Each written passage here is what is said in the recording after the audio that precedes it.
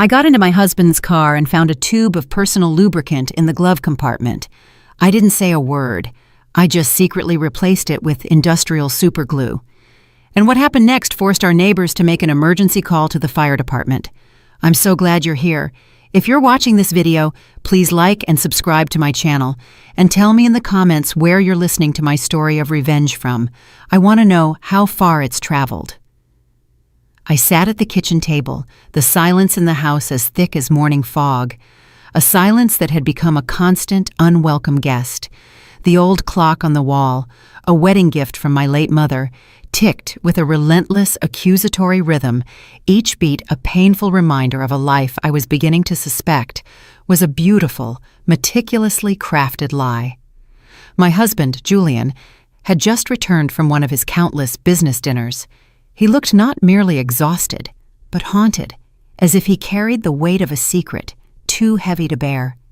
His face was a map of fatigue and guilt, lines etched around his eyes and mouth that had never been there before.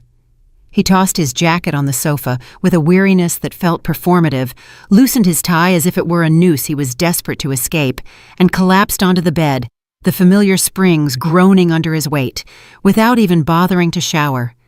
The faint scent of his expensive cologne hung in the air, but it was mixed with a new, alien fragrance, a sweet, floral perfume that felt like an intrusion, a brazen confession from a life I didn't know he was living. A few minutes later, the gentle hum of his snoring filled the house, a sound that once brought me comfort, but now felt like a mocking lullaby, a lullaby for a fool.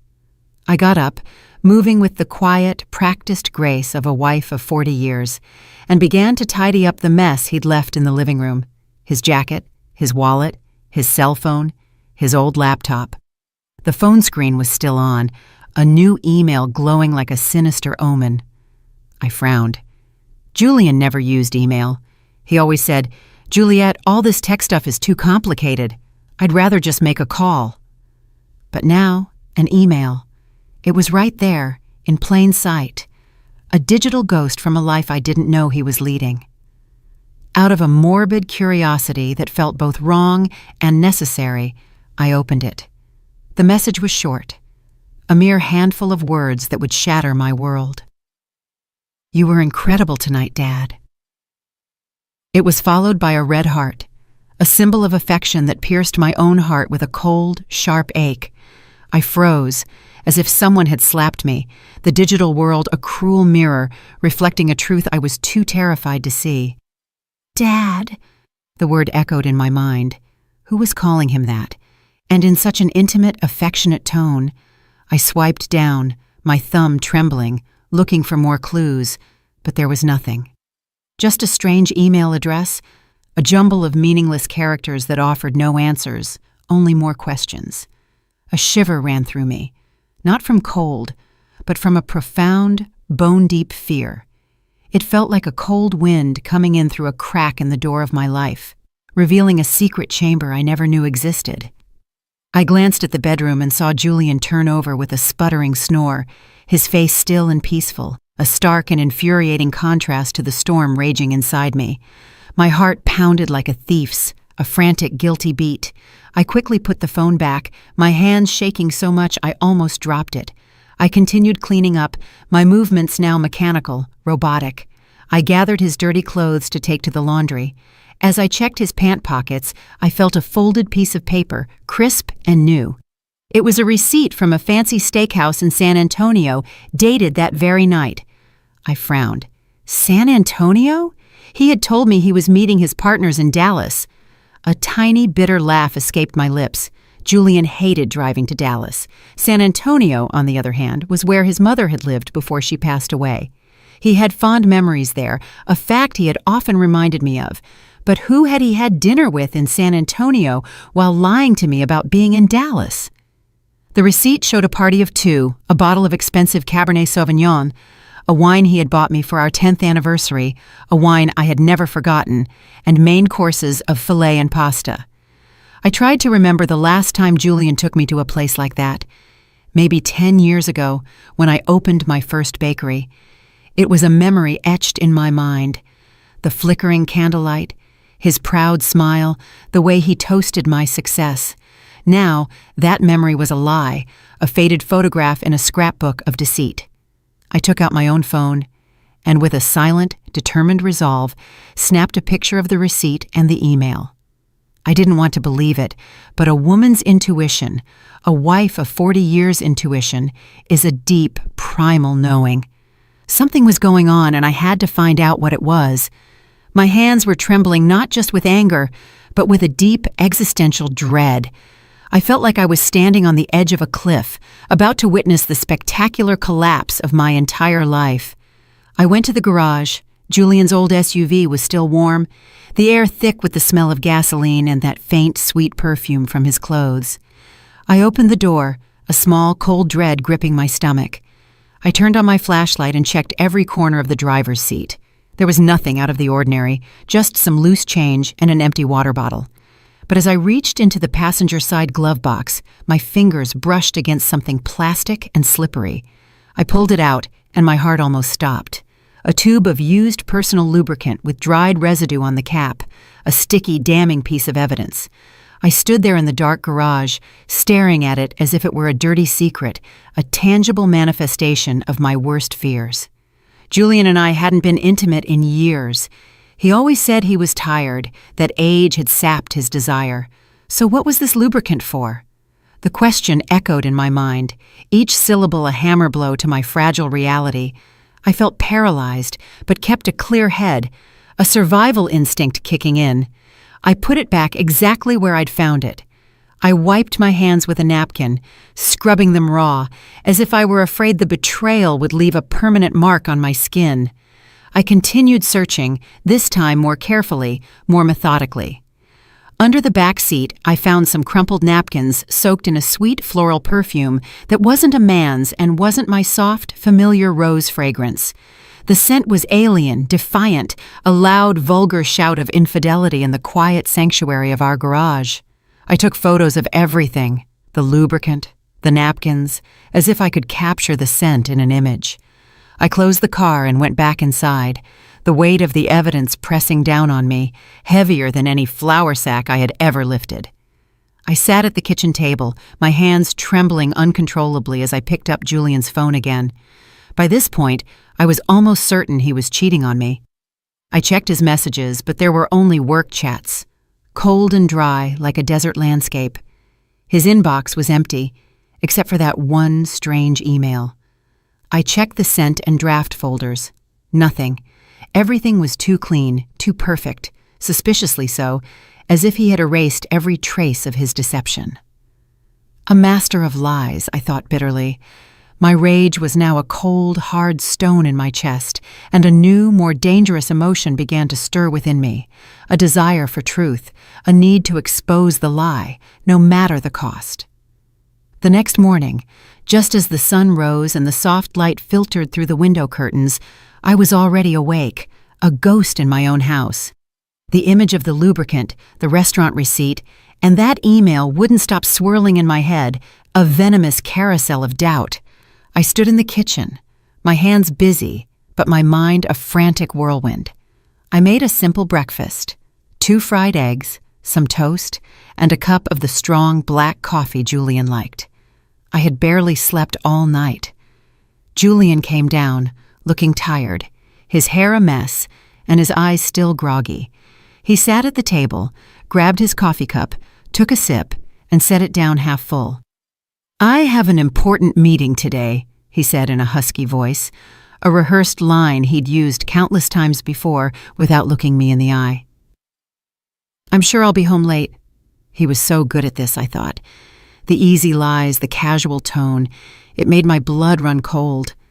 I nodded with a strained smile, though all I wanted to do was scream, "Where is the meeting? With whom? In San Antonio again?"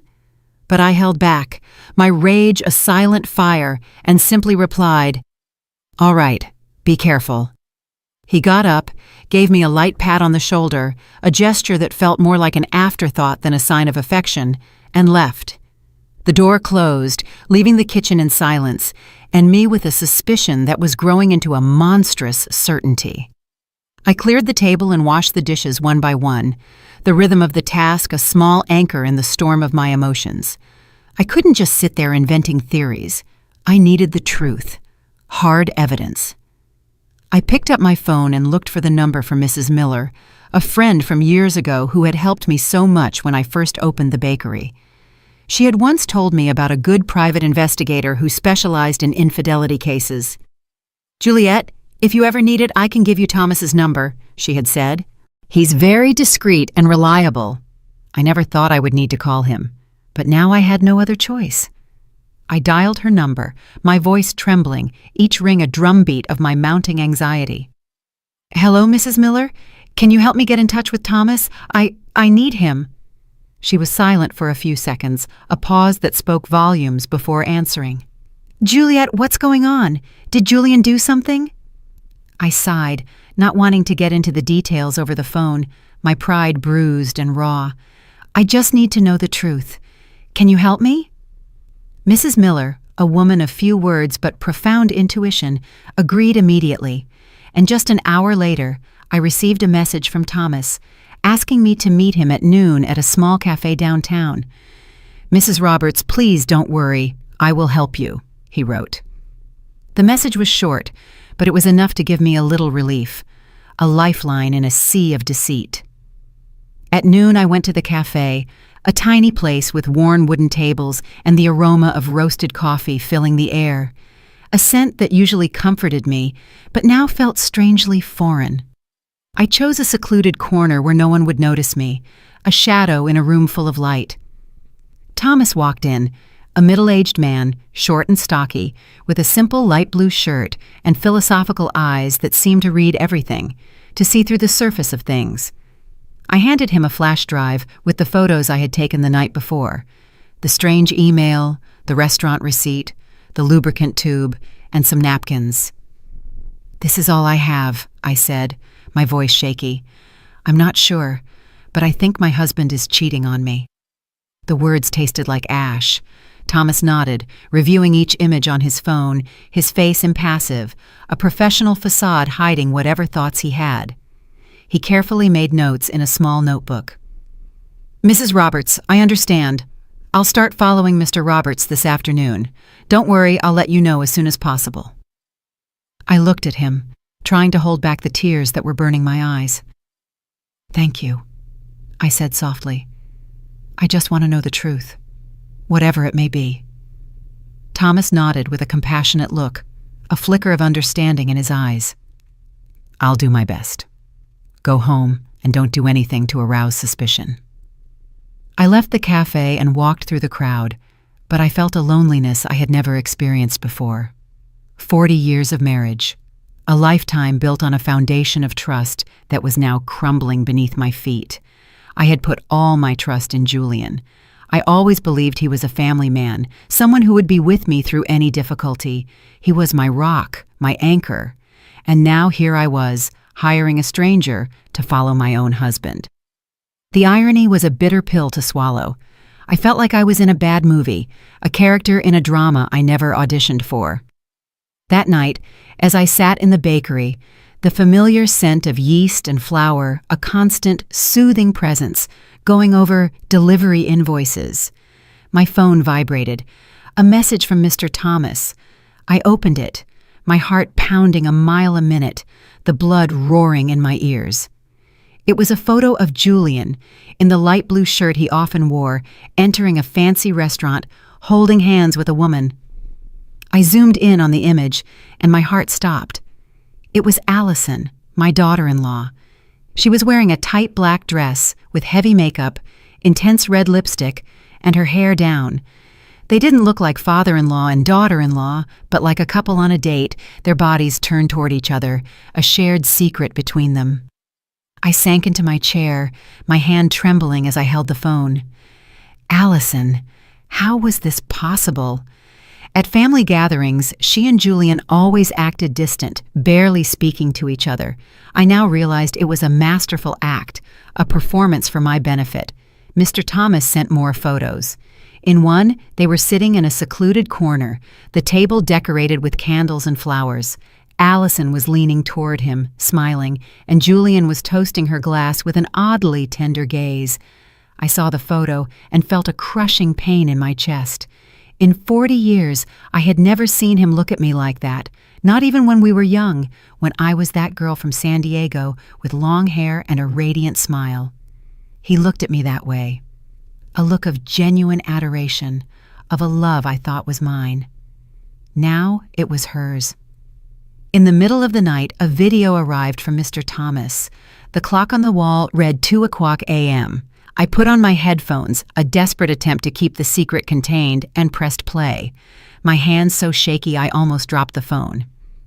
In the video, Allison leaned close to Julian's ear, whispering something that made him laugh loudly, a sound that was a stranger to me.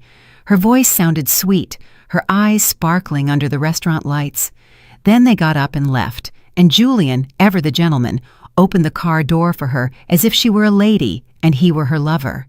I replayed the video again and again, a self-inflicted torture. Each time felt like another stab to the heart. Allison, my daughter-in-law, whom I had treated like my own daughter, whom I had taught how to make our family's traditional flan. And Julian, the man I had given my whole life to, with whom I had built a family. What were they doing behind my back? Behind Daniel's back? The questions were a tidal wave, threatening to drown me. I saved all the photos and the video to a flash drive, making a note of every detail: date, time, place, even the name of the restaurant. My hands worked on autopilot, but my mind was in chaos. I didn't want to believe it. I couldn't believe Julian and Allison were capable of something so low, so cruel. But the evidence was right in front of me, undeniable, a mountain of proof. I stayed in the bakery among trays of sweet pastries that smelled delicious, but I felt like my world was falling apart. I remembered the early days of the business, when Julian would help me carry sacks of flour, when we would laugh together in that little kitchen, our dreams as big as the sky. Now it all seemed like a distant memory, a beautiful lie I had lived for too long. The next morning I was in the small kitchen of the bakery, holding a list of orders for a large hotel downtown. The smell of flour and vanilla, which always brought me peace, felt empty that day, a hollow comfort. As soon as I finished signing the delivery invoice, my phone vibrated in my apron pocket. I wiped my hands, and my heart sank when I saw it was a message from the detective. Just a short sentence. "Mrs. Roberts, I'm sending you more evidence." I took a deep breath, trying to stay calm, but my hands trembled as I opened the message. A series of photos appeared on the screen. The first showed Julian, in his usual gray shirt, leaving a law office near the main plaza. By his side was Allison, in a beige office dress, her hair in a high ponytail, and huge dark sunglasses that almost covered her face, a pathetic attempt at anonymity. They were walking very close together, not like in-laws, but like a couple, their bodies a testament to their forbidden bond. In the next photo, they were standing in front of a 4-star hotel with gleaming glass doors and a gold sign. I zoomed in, desperately looking for some sign to deny what I was seeing, but there was nothing. They looked too natural, too comfortable together, a part of a world I was not a part of. Then came a short video from Mr. Thomas. I pressed play, and my heart pounded so hard I thought it would burst, a frantic drum against my ribs. The shot was from a distance, but it was clear enough to see Julian and Allison on the 3rd-floor balcony of the hotel. His arm was around her waist, and she was resting her head on his shoulder, her long hair moving softly in the wind. And then, like a stab, I saw them share a quick kiss, without trying to hide. It was a brief kiss, but it was enough to burn away the last spark of hope I had left.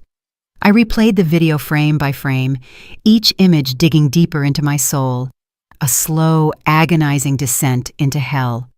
The room curtain opened slightly, and Allison came out, running to hug Julian, her face lit up with happiness, as if she were a young girl in love. I slumped into the chair, clutching the edge of the table to keep from falling apart. Mr. Thomas wrote, "They also rented the room for the afternoon. It looks like they're staying the night. I'll keep an eye on them." I read the message over and over, my throat tight, as if I were being strangled. Just a few hours earlier, Julian had written to me, "Juliet, I won't be home tonight. I have to meet a potential partner from out of town. Get some rest." The tone was sweet and caring, just as it had been for years. But now I knew it was all a lie, a well-constructed lie. A potential partner from out of town. He wasn't out of town. He was here, in a 4-star hotel with our own daughter-in-law. I opened my portable hard drive and carefully saved every photo and every video. Each time I hit save, I looked at the image, as if to make sure I wasn't dreaming. In the video, Julian's gaze toward Allison was so tender. The way he caressed her hair reminded me of the way he used to do it with me, more than 30 years ago. We were young, and I believed our love would last forever, a promise whispered under a starry San Diego sky. Now, seeing this, all I saw was lies and blatant betrayal. I remembered family gatherings, everyone sitting around the table, a tableau of our perfect family. Allison always sat far away from Julian. Sometimes she even looked at him with disgust. Daniel would joke, "Mom, I think Allison can't stand Dad. She avoids him like the plague." I believed it too. I thought they just didn't get along, that she was just trying to fit into the family. But now I understood it had all been a farce, a carefully choreographed dance of deception. They acted too well in front of me, in front of Daniel, in front of the whole neighborhood. I felt like a fool, a blind wife, betrayed by 2 traitors right in front of my eyes. People were going about their lives unaware of what was happening on that hotel balcony. But Mr. Thomas had captured the perfect moment, like a silent hunter, a snapshot of my reality. I replied to him, "Thank you. Please keep watching. I need to know everything." He answered briefly, "I will. Stay calm." That night I returned to the house that had been my home with Julian. It felt foreign now, a place of ghosts and lies. I opened the dresser drawer and took out a thick envelope, my hands moving with a grim determination. I printed all the evidence, photos of Julian and Allison leaving the lawyer's office, photos of them entering the hotel, photos of them on the balcony, and every frame of the video. I carefully arranged them, sealed the envelope, and hid it at the bottom of the drawer, under old family photos. I looked at a photo of the 4 of us, Julian, Allison, Daniel, and me, at Daniel's birthday party a few years ago. Allison was smiling, hugging Daniel tightly, while Julian stood beside me with his arm on my shoulder, looking proud. Now, looking at it, all I wanted was to rip it to pieces, to tear the image of their smiling faces from my life. The next morning, just before dawn, I heard the front door open slowly. Julian staggered in, smelling of alcohol. "The partner was too difficult, Juliet," he complained in a raspy voice, his eyes red as if he'd been up all night. "I had to drink a lot. I'm dead tired." I was in the kitchen with a glass of water in my hand, watching him perform while feeling like he was rubbing salt in a wound. "Rest," I replied calmly, as always, the practiced voice of a wife. "You have to go to work tomorrow." He nodded, gave me a pat on the shoulder as if nothing had happened, and dragged himself to the bedroom. Minutes later, he was snoring peacefully, as if he'd never cheated on me, as if he'd never gone to a hotel with our own daughter-in-law. When I was sure Julian was asleep, my phone vibrated. It was a call from the detective, Mr. Thomas. His voice was low, almost a whisper, as if he feared someone would overhear him. "Mrs. Roberts, I recorded their conversation in the hotel parking lot. I used special equipment. They didn't even notice. I'm sending it to you now." My heart pounded hard, but I simply replied, "Thank you, Thomas. Send me the file." Minutes later, an audio file appeared in my messages. I put on my headphones, sat at the table, and pressed play. The first thing I heard was Allison's voice, cold and ambitious, a stranger's voice. "Dad, hurry up with that fake contract. I want to have that whole chain of stores already. I want that old hag out of the house." I felt a blow to my chest and gripped the phone tightly. Then came Julian's voice, deep and confident. "Don't worry about those papers. Juliet doesn't know anything. Leave it in my hands. She trusts me too much." It felt like a knife twisting in my heart. They weren't just cheating on me. They were planning to take everything I had built. the bakery chain, all the sweat, tears, and sleepless nights. Baking every batch, running all over town to make deliveries to keep my reputation. It was all mine. Julian never once got his hands dirty in the kitchen. He never worked the counter or signed contracts with hotels. And now he and Allison wanted to take it all away. To kick me out of the house I had made a home. I almost broke down, but I still had the composure to copy the audio to the flash drive where I kept the other evidence. I carefully wrote down the time and place, as if trying to keep myself steady in the middle of the storm. The next morning, as I made coffee in the bakery, my phone vibrated again. Thomas sent another batch of new photos taken with a telephoto lens. In them, Julian and Allison were inside his car with a thick pile of papers in front of them. Allison had a red pen and was marking the document intently. Julian, next to her, nodded and smiled as if he were in full agreement. Thomas wrote, "I overheard something. It seems they want to use a contact at the notary's office to make the transfer. I'll investigate further." I zoomed in on the photo. I could see the letters on the paper, though I couldn't read them. But I knew. These weren't normal work papers. They were planning to steal everything I had worked for, step by step. I sat there among the trays of sweet pastries that smelled so delicious, but I felt as if my whole world was collapsing. I reopened the audio file, put on my headphones, and listened to every phrase, every word they said. That wretched old woman. That's what Allison called me. I remembered the days when she had just joined the family, when I taught her how to make rice, when I hugged her like a daughter.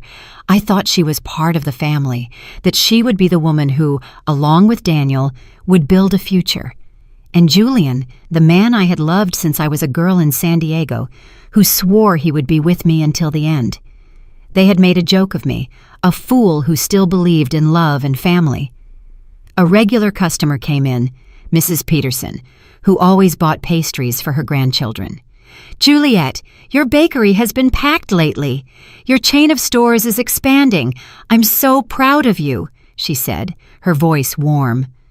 I forced a smile and replied, "Thank you. I'm doing my best." But inside, I was a wreck. I wondered what she would think if she knew the truth. Would she see me as a strong woman, or just a fool betrayed by her husband and daughter-in-law? I wrapped Mrs. Peterson's pastries, said goodbye at the door, and sank into my chair, my hands on my head. I wanted to cry, but no tears came. Instead, a silent rage burned inside me, like the fire in an oven, ready to ignite at any moment.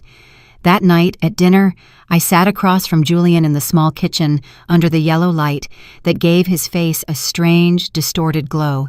He ate and spoke in a monotone voice, as if nothing were wrong, as if the world wasn't about to end for him.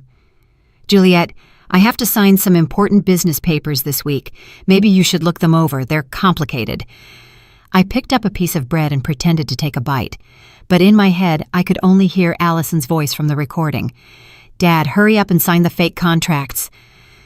I knew he was testing the waters. He wanted to drag me into his dirty plan. I gave him a dry smile, a facade of a wife who was too tired to argue, and replied, "Yes, I'll look at them later. I'm tired now."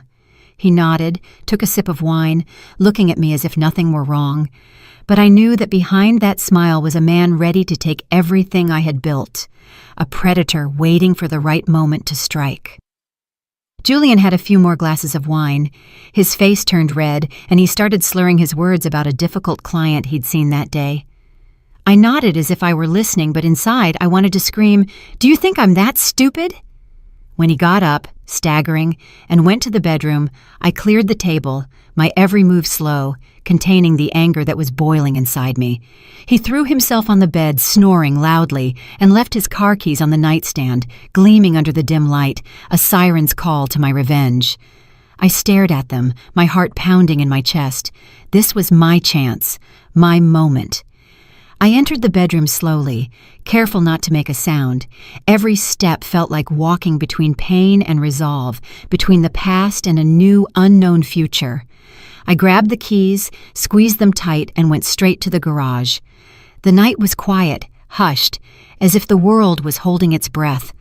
All I could hear were crickets outside, their chirping a soundtrack to my silent fury. I turned on my phone's flashlight. The weak light illuminated Julian's old SUV, a silent accomplice in his betrayal. I opened the door. The smell of gasoline was still there, mixed with a strange, sweet perfume. I opened the glove compartment between the seats, and there it was, the tube of lubricant with a loose cap and dried residue on the edge, a monument to their infidelity. I held it in my hand, feeling like I was holding a dirty secret. It was clear they had used it again, as if it were confirmation that Julian and Allison were still playing their secret game, their twisted little dance. I took the tube of lubricant to the kitchen, placed it on the counter, and washed my hands with lemon soap. I scrubbed them thoroughly, as if to erase every trace of the betrayal I had just touched. The fresh scent didn't calm my anger, but it helped me stay focused. I opened the tool drawer and took out a tube of clear industrial superglue, the same kind I once used to fix a chair at the bakery. It was a tool of my trade, now a weapon of my revenge. I carefully unscrewed the cap of the lubricant and filled the tube with the glue, drop by drop, until it was completely full. I wiped the nozzle, shook it gently to mix it, and tested a little. It came out smoothly, just like the original lubricant. At a glance, no one would notice the difference. I smiled faintly, though a hurricane was raging inside me. This wasn't a game. It was the first step to getting justice. I put the tube back in the glove compartment, adjusted the floor mat and the seat just as they were, as if no one had touched anything before closing the car. I opened the trunk to check. There were only crumpled bags, an empty water bottle, and an unused condom lying in a corner. My heart skipped a beat, but I wasn't surprised anymore. I took pictures with my phone, adding them to the growing collection of evidence.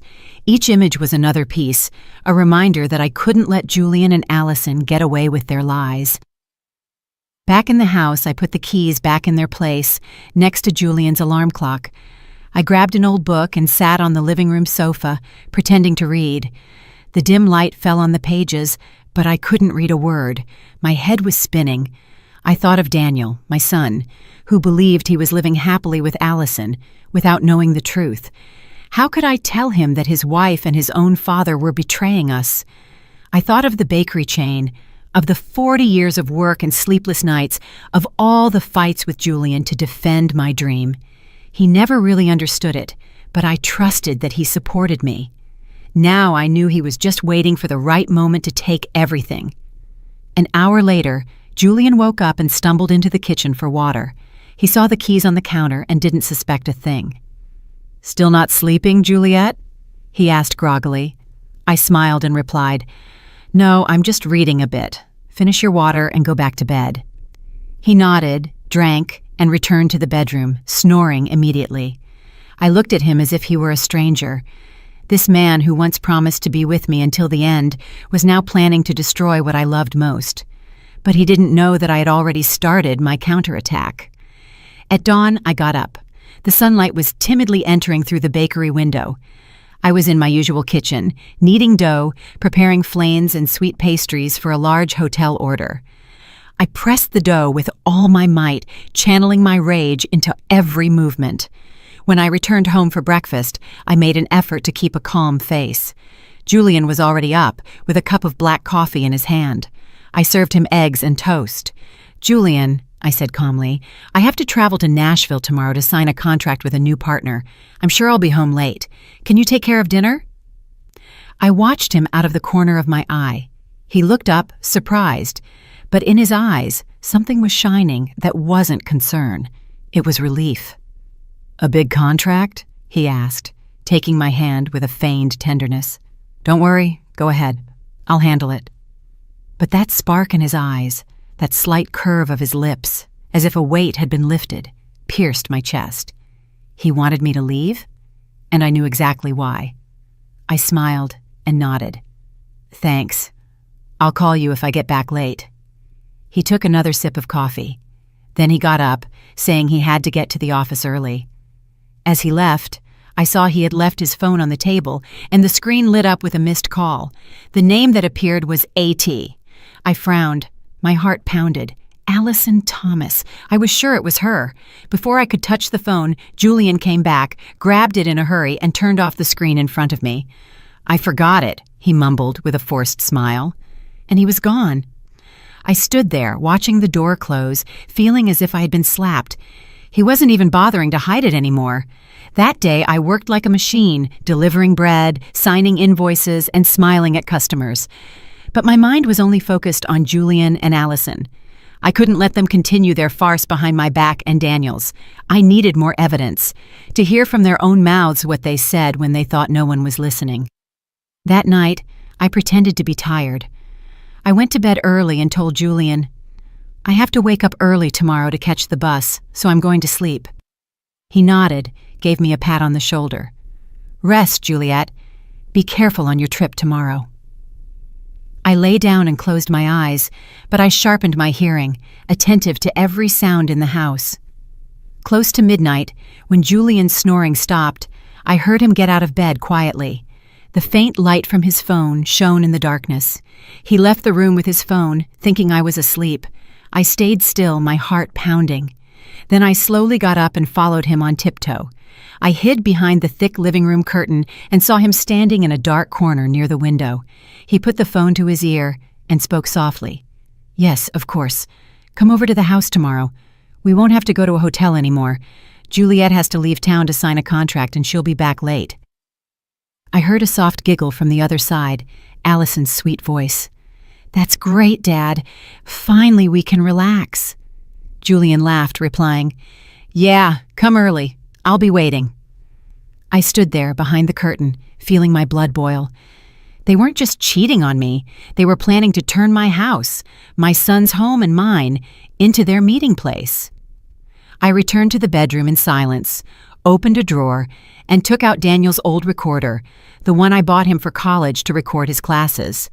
I checked the battery, put in a new one, and turned on continuous recording. I hid it behind the bookshelf in the bedroom, next to the headboard, certain it would capture everything. I carefully adjusted the cable and covered it with a family photo frame. The photo of the four of us at Daniel and Allison's wedding. Looking at it, I felt a bitter taste. Allison's smile, Julian's hug. Now, they were all lies.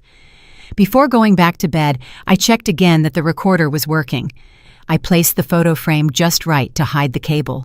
Then I lay down, pretending to be asleep. Julian came back to the bedroom, threw himself on the bed, and snored as if nothing were wrong. But my eyes were wide open in the darkness, more awake than ever. I reached for the clock and set the alarm for earlier than usual. I closed my eyes, but not to sleep. I was ready for the next step of my plan. I woke up at 5 o'clock in the morning when it was still dark. Only the faint light from the street lights was coming through the window. The house was silent. All I could hear was Julian's steady snoring from the bedroom. I was in the kitchen with a cup of cold coffee in my hand, staring at the skillet of oil that was already on the stove. It was the last step of my plan, a simple smoke trap, but enough to expose the truth. I tied a thin string to the stove's igniter. I ran it over to the window and attached it to a heavy object, an old coffee can I found in the cabinet. All I had to do was pull it from a distance, and the flame would ignite the oil, creating thick black smoke, enough to alarm the neighbors. I opened the window by the stove a little so the smoke could get out. Then I tested it once. The smoke rose quickly, forming spirals like a warning. I turned it off immediately, checked everything again, and made sure not to leave any trace that might make Julian suspicious. I put on a jacket, grabbed my large purse, and pretended to be leaving for my trip. Before I left, I went into the bedroom and gently shook Julian. "I have to go to the bus station right now," I said in a calm voice. "I'm going to sign a contract. I'll probably be back late tonight." He opened his eyes and in a sleepy voice replied, "All right. Be careful, Juliet. Call me if you need anything." Then he buried his face in his pillow and went back to sleep. I looked at the man I once loved and trusted. Now, lying there, unaware of the trap waiting for him, I turned away, my heart heavy but my legs steady. Instead of going to the station, I went across the street to Mrs. Peterson's house. She was my neighbor and my friend. She opened the door and looked at me, worried, when she saw my purse. "Juliet, what are you doing up so early? Is something wrong?" she asked with affection. I forced a smile. "Mrs. Peterson, can I stay here for a few hours? I need to watch my house." She frowned but didn't say anything else. She poured me a hot cup of coffee and gave me a chair by the window. From there, I could see the entrance to my house, where Julian and Allison would enter, and where the truth would be revealed. Around 10 o'clock, a taxi pulled up in front of the house. Allison got out, wearing a light floral dress and dark sunglasses, as if she were afraid someone would recognize her. Julian opened the door, looked around in a hurry, and quickly ushered her inside. I gripped my coffee cup tightly, my heart pounding in my chest. "It's time," I murmured, and turned on the app on my phone, connected to the hidden recorder I had left in the bedroom. The sound started coming through my headphones. Allison's laughter, the clinking of glasses, heavy footsteps. Then I heard Julian's deep voice. "All right, we don't have to hide in a hotel anymore." Allison laughed. "You really know how to pick your moments. The old hag is gone, right?" I bit my lips, holding back the rage as I listened to her call me the old hag with so much contempt. Then the bed started to creak, along with other sounds I didn't want to keep listening to. I closed my eyes, took a deep breath, and told myself, "Just a little longer, Juliet. Just a little longer." A few minutes later, suddenly, Allison screamed, "What the hell is this? We're stuck!" Her voice was filled with panic, almost sobbing. Julian growled, "Shut up! Wait, let me see!" I smiled. I barely touched my phone and activated the smoke trap remotely. The string pulled hard. The stove ignited. The skillet of oil caught fire. Black smoke billowed out of the kitchen window in thick spirals, spreading outside like an alarm signal. Mrs. Peterson gasped. She looked out the window. "Juliet, your house is on fire!" I pretended to be scared, but inside I felt strangely calm. Neighbors started coming out into their yards, shouting, "Juliet's house is on fire! Call the firefighters!" A man nearby, Mr. Miller, quickly took out his phone and called the city fire department. I stayed there, holding my coffee cup tightly, my eyes fixed on my house. Everything was going according to plan. In my headphones, Allison's voice sounded more and more desperate. "Julian, do something! I can't move!" Julian's voice roared.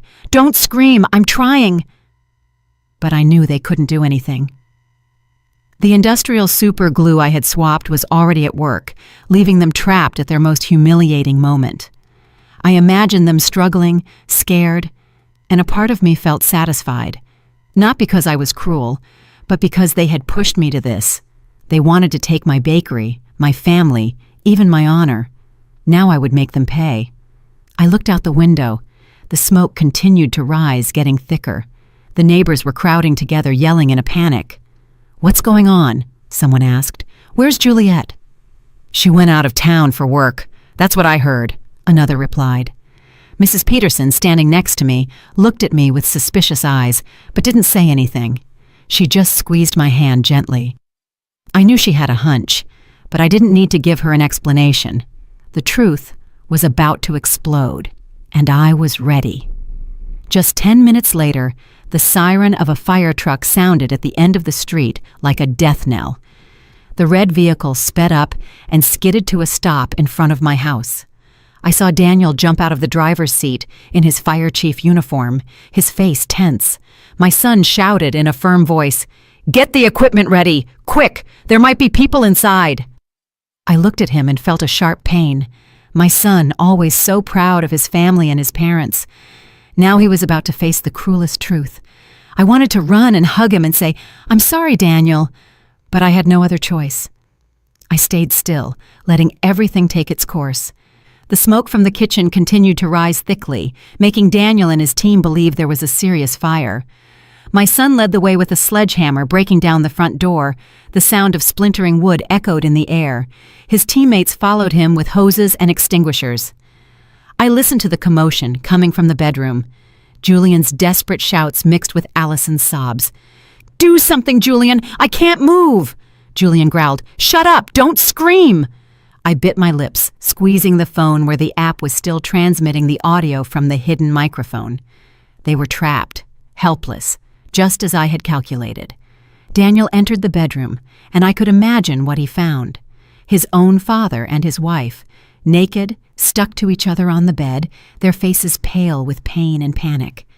I wasn't there, but through my headphones, I heard Daniel's voice falter. What is this?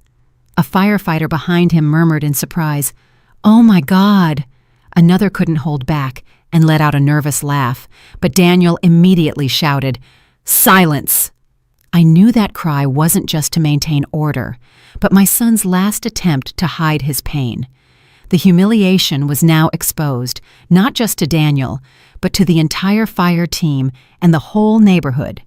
A firefighter ran out and told Daniel, "Chief, the smoke is under control. It was just a small oil fire, nothing serious." But Daniel didn't reply. I figured the young man was still in the bedroom, frozen by what he was seeing. The neighbors started to arrive, crowding in front of the door, pointing and whispering. "What's happening?" "It's Julian and his daughter-in-law!" a woman shouted, her voice full of amazement. "Oh my God, how could this have happened?" Another chimed in. Mrs. Peterson, standing next to me, took out her phone and silently started recording, moving the camera closer to Julian and Allison, who were writhing in bed, their faces contorted with pain. She looked at me with eyes full of pity and anger. "Juliet, you knew about this, didn't you?" I didn't answer. I just nodded softly, without taking my eyes off the window. Daniel came out of the bedroom. I heard the thud of his boots on the hardwood floor. Through the headset, I heard Julian shout in a raspy voice, "Get everyone out of here! Close the door, Daniel!" But it was too late. The whole neighborhood was gathered, their faces showing disdain, their whispers sounding like a chorus of shame. "Father-in-law and daughter-in-law caught in the act. Unbelievable!" a man exclaimed. "Poor Juliet, how did it come to this?" Another sighed. The firefighters, after a moment of hesitation, had to act. They wrapped sheets around Julian and Allison, trying to cover their stuck-together bodies, and carried them out on stretchers. I could hear Allison's broken sobs mixed with her groans of pain. "Please, do something! I can't stand it anymore!" Julian just mumbled weakly. "Don't let anyone see us." But the whole neighborhood had already seen. There were looks of revulsion, mocking laughs, and shakes of disappointed heads. They were carried out, wrapped in a thin sheet, amidst the growing murmurs. What a disgrace! Father-in-law and daughter-in-law. My God, how filthy! The crowd was still gathered at the entrance when the ambulance left with its siren blaring. Among the loud voices, I heard bursts of laughter. "What a show!" shouted Mr. Miller. "I can't believe there are two people so shameless in this world." An old woman shook her head and whispered to the person next to her, "Poor Juliet." I stood among the people, pretending to be surprised, as if I had just run there from the bus station. Daniel stood motionless in the yard, his arms hanging, his face pale as a ghost. His teammates avoided looking at him and quietly gathered their tools. I knew that Daniel wasn't just shocked to see his father and his wife stuck together in bed, but by the double betrayal of the two people he loved most. I wanted to run and hug him, to tell him I was sorry for letting him see something like that. But I held back and walked behind Mrs. Peterson, who silently accompanied me to the hospital. We sat in the third-floor hallway waiting, while I maintained the concerned look of a wife who had just found out her house had been on fire. Hours later, a doctor came out, sweat on his forehead. He looked at me and spoke in a low voice. "Mrs. Roberts, we managed to separate them. Fortunately, there was no serious damage. They just need some skin ointment." I nodded, pretending to be relieved, while my fingers discreetly brushed against my purse, where I had hidden 2 tubes of thick mustard I had prepared. "Thank you, doctor," I said, my voice trembling to hide my plans. "Can I see them?" He nodded and led me to the nurse's station, where they gave me 2 tubes of ointment. The nurse, a young woman, looked at me with compassion. "Ma'am, this is a very difficult situation. I'm so sorry." I gave a weak smile, and the moment she turned around, I swapped the tubes for the mustard I had in my purse.